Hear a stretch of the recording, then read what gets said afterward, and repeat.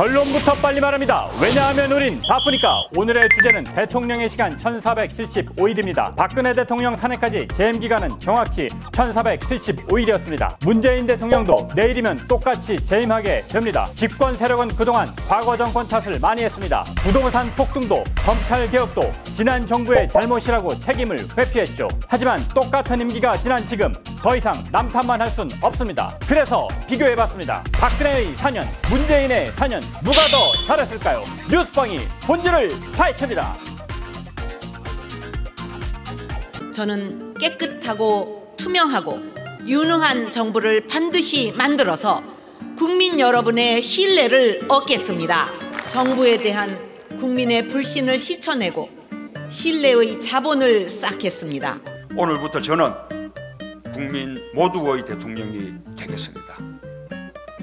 저를 지지하지 않았던 국민 한 분 한 분도 저의 국민이고 우리의 국민으로 성비겠습니다. 저는 감히 약속드립니다. 이거 뻥이 됐습니다. 사실 박근혜와 문재인을 비교한다는 게 말이 안 됩니다. 아니, 매우 슬픈 일이죠. 탄핵당한 대통령과 이를 딛고 일어선 대통령을 비교하는 것 자체가 모순입니다. 하지만 지난 4년을 돌이켜보니 거기서 거기다. 심지어는 박근혜 때가 더 좋았다. 이런 말도 있습니다. 지난 6일 여당 초선들이 개최한 청년 모임에선 이런 말이 나왔습니다. 코로나만 아니었으면 민주당이 촛불 집회 대상이 됐을 거다. 민주당의 내로남불은 현재 진행형이다. 박근혜 대통령은 깨끗하고 투명하며 유능한 정부를 내세웠습니다. 그러나 최순실 국정농단은 불투명과 무능의 전형입니다. 그래서 문재인 대통령은 투명한 소통을 강조했죠. 국민과 수시로 소통하는 대통령이 되겠습니다. 주요 사안은 대통령이 직접 언론에 브리핑하겠습니다. 퇴근길에는 시장에 들러 마주치는 시민들과 격이 없는 대화를 나누겠습니다. 때로는 광화문 광장에서 대토론회를 열겠습니다. 그런데 뭐가 달라졌습니까? 민주화 이후 역대 대통령 중에서 국민과 가장 소통하지 않은 두 명이 박근혜와 문재인 대통령입니다. 특히 문 대통령은 지지자들의 문자 폭탄을 양념이라고 표현하면서 지난 4년 동안 댓글 테러와 신상 털기를 용인하는 꼴이 됐습니다. 김부겸 총리도 이 문제를 시인했고요.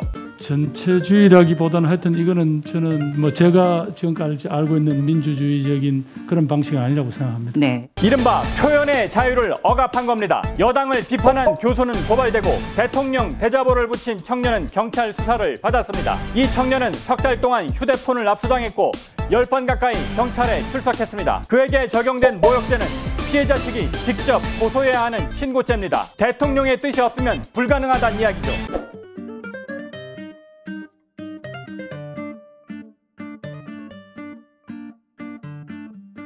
얼마든지 비판하라 해놓고 정말 해봤더니 사법 처리를 한 겁니다. 최근엔 통 크게 고소를 취하는 것처럼 보였지만 또다시 논란됐습니다. 대변인이 성찰의 계기라는 표현을 쓴 거죠. 그러자 전국 100개 대학교에 반성하는 대자보가 나붙었습니다. 대통령의 지시로 올리는 반성문이었다는 겁니다. 이들은 다른 의견, 표현의 자유, 공정한 기회를 요구해서 죄송하다고 밝혔습니다. 전직 대통령을 쥐, 달기라고 하고 박근혜 대통령 얼굴을 누드와의 합성한 그림은 국회에 전시하면서 청년들의 비판은 왜 고소까지 하는 겁니까? 북한이 삶은 소대가리, 특등 머저리라고 할 때는 대화의 제스처라고 했습니다. 김여정이 대통령을 직접 겨냥해 미국산 앵무새라고도 했죠. 북한에는 과연 성찰이 필요 없는 겁니까? 왜 애꿎은 대한민국 청년만 성찰하러 갑니까? 차라리 소대가리나 앵무새라고 할 걸 그랬나요? 경실련이 기자회견을 열었는데요. 문재인 대통령 취임 이후 3년 동안 서울 전체의 주택 가격이 34% 올랐고 아파트 값은 52%가 상승했다라고 주장했습니다.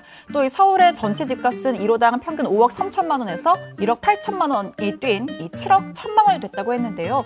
민생은 또 어떻습니까? 아파트 값은 너무 많이 올랐고 실업률도 높아졌습니다. 일자리 창출, 공동사회 건설, 뭐 하나 제대로 된 게 없을 정도입니다.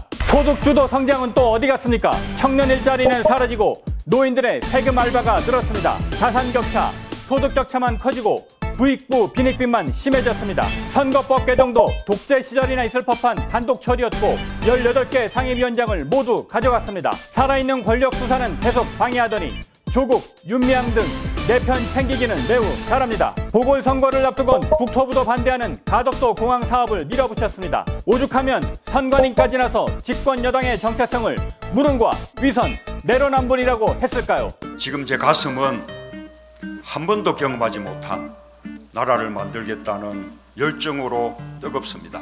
이건 뻥이 아닙니다. 정말 한 번도 경험하지 못한 나라를 만들었습니다. 그나마 박근혜 정부 때는 물가 상승률도 낮고 집값도 안정돼 서민들이 덜 힘들었습니다. 미국과 일본 외교에서도 지금처럼 꼬여있진 않았죠. 미래를 위해 공무원 연동계약까지 했습니다. 적어도 탄핵당한 대통령보다는 훨씬 좋아야 되는 거 아닙니까? 이제 곧 지난 정권보다 재임 기간도 길어집니다. 더 이상의 남 탓은 불가능하다는 이야기죠.